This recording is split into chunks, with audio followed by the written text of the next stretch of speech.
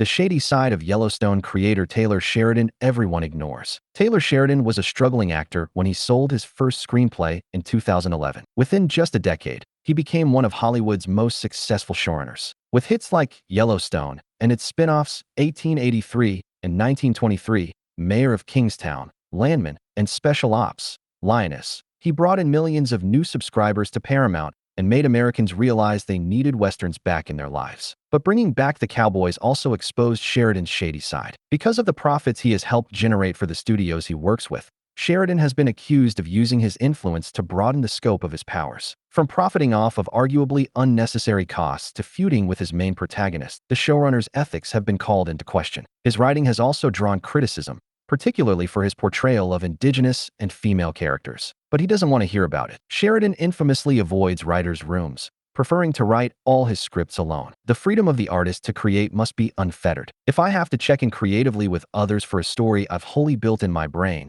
that would probably be the end of me telling TV stories, he told The Hollywood Reporter in 2023. His overprotectiveness of his scripts may have caused issues along the way, but ultimately, he is making bank and helping others do the same. So he will continue to do things his way. But that doesn't mean he won't have to face the consequences once in a while. Taylor Sheridan was in a fistfight with Yellowstone star Hauser. Taylor Sheridan can't always control his temper, which he proved when he got into a physical fight with Hauser. This was way before their Yellowstone days, though, when they were newbies in Hollywood. They went on to be friends, presumably in part thanks to Hauser's liberal views on fistfights. I don't think there's anything wrong with fighting. Sometimes I'm just tired of words. So let's beat the out of each other, Hauser told Men's Journal in 2022. In his opinion, a physical altercation can be a productive way of releasing whatever tension that was pent up. Maybe at the end of it you'll buy me a Guinness, and I'll buy you a Bushmills, and we'll be done.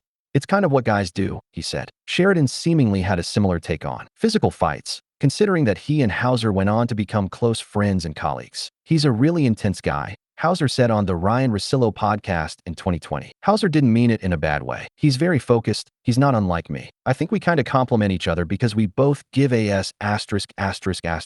he said. They both shared similar outlooks on life and had a similar work ethic. He's one of those guys who works his off till it's over. And when it's over, he likes to have a nice drink and enjoy himself, he said. Taylor Sheridan sued his close friend Hauser. Taylor Sheridan may have once believed that getting physical was the way to solve his differences, but he must have later determined that some issues require legal intervention. In November 2023, Sheridan filed a lawsuit against Hauser's coffee brand, Free Reign Coffee Company, accusing his friend of using a logo that was too similar to his own coffee brand, Bosque Ranch. Free Reign uses a brand mark strikingly similar to Bosque Ranch's registered trademark, potentially misleading consumers, the suit contended, via MRT. However, Sheridan asked the judge to dismiss the case just a month later.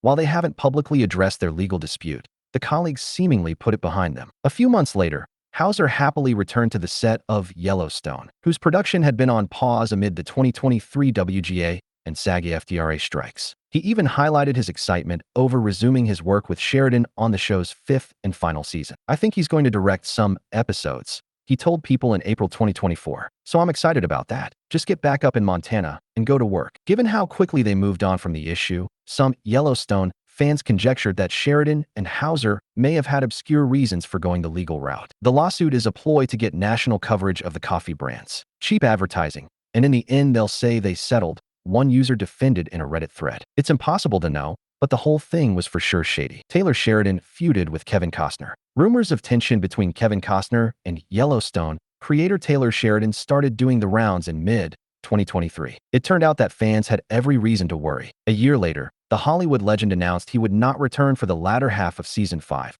despite Costner's lawyers previously blasting the rumored standoff with Yellowstone creators. He cited scheduling conflicts with Horizon, a passion film he starred in, directed, and poured millions of his own money into. But it became clear that wasn't the only reason. Paramount accused Costner of ditching Yellowstone for his pet project, while the actor accused the studio of wanting to amend his contract and shifting his obligations around. It was a mess, but one Costner said he wanted to fix.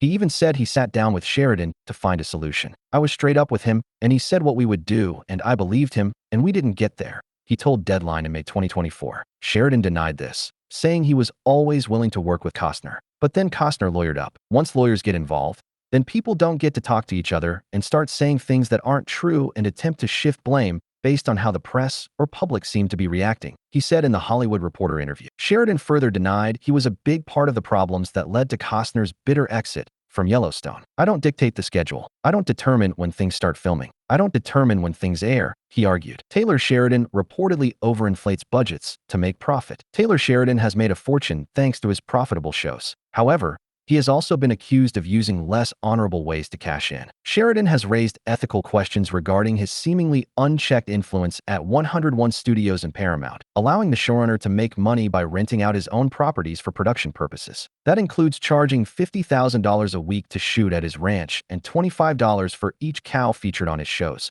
according to a May 2023 report by the Wall Street Journal. Sheridan seemingly knew exactly what he was doing when he entered into these agreements with the studio. "There's nothing better than a movie company showing up and filming for about a month and paying you a bunch of money and leaving. It's about the greatest deal going," he said at a cattle owners convention, as quoted by the Wall Street Journal. He has also been questioned over other expenses, such as hauling a horse wrangler and farriers from Texas to Montana with Yellowstone money instead of using locals. The show's production controller, Mary Jasanowski, emailed the Wrangler to understand what was going on. "I was surprised to see a time card for a TX Wrangler come through last week, even though we are now shooting in Montana," she wrote. The head of 101 Studios was even more astounded. "Are you kidding me? We can't find a local person?" David Glasser wrote in an email. However, he later defended Sheridan's expenses. "Everything we do has a 3-bid system, and Viacom has an audit team," Glasser told The Hollywood Reporter. Taylor Sheridan has been called out for his indigenous narratives as a man who made a name for himself in the Western genre. Taylor Sheridan inevitably weaves indigenous plots into his scripts, but it hasn't always gone over well. Over the years, Sheridan has racked up criticism for his portrayal of indigenous characters through tired tropes that do little but perpetuate stereotypes, particularly the use of seemingly unnecessary violence against them. The controversy hit an all-time high when he cast Kelsey Isbill, seen above with Sheridan, in an indigenous part twice. After starring in Sheridan's 2017 neo-Western film, Wind River, Isbill claimed she was a member of the Eastern Band of Cherokee Indians. "This role, more than any other, it's in my blood," she told the New York Times. However, the tribe refuted her claim shortly after. Kelsey Isbill, Chow, is not now nor has she ever been an enrolled member of the Eastern Band of Cherokee Indians, the tribe stated via Pechanga.net, using the actor's Taiwanese last name that she doesn't use professionally, Pechanga.net. Sheridan cast Isbill again in Yellowstone,